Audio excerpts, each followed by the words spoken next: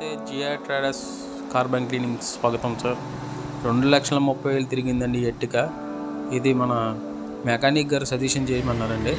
ఇది manual easier cleaning అయింది sir. Manual easier cleaning అని స్మోక్ వస్తుందండి బండి. స్మోకు తర్వాత పికప్ లేదండి అన్నారు సారు. మనం కార్బన్ క్లీనింగ్ చేయడానికి వీళ్ళ దగ్గరికి వచ్చాం సార్. ఆల్రెడీ మన షెడ్లో ఉన్నది వెహికల్. దీనికి మాన్యువల్ కార్బన్ క్లీనింగ్ అంతా కంప్లీట్ అయినా సరే అయినా స్మోక్ వస్తుంది సార్. మన కార్బన్ క్లీనింగ్ అని చేయమన్నారో చేసాము. ఒక హాఫ్ అన్ అవర్ ప్రాసెస్.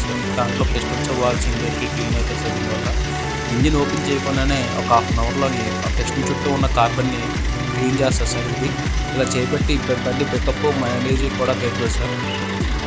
ఇలా చేస్తే మీకు ఇంజిన్ ఓపెన్ చేయకుండా లోపల పిస్టన్స్ వాల్స్ ఇంజెక్టర్లు క్లీన్ అవ్వడం వల్ల బండి స్మోక్ రాకుండా ఉంటుంది, మైలేజ్ పెరుగుతుంది సార్. ఇలాగ lorry, bus, car, auto, 2 wheeler కూడా ఇలా చేస్తాం sir process. Just 30 minutes sir.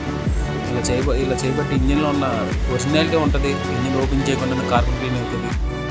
Just 30 minutes sir spend చేయాలి.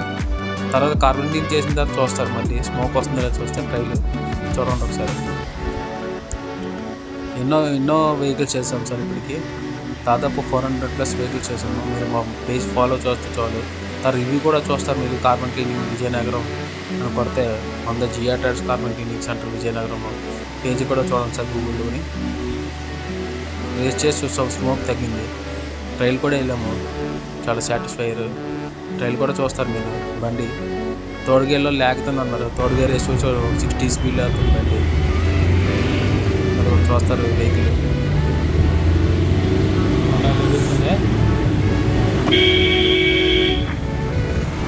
ట్రాఫిక్ కారణం వల్ల మనం 60 కూడా వెళ్తుంది. వెహికల్ మీద చూడండి సార్ ఫోటో.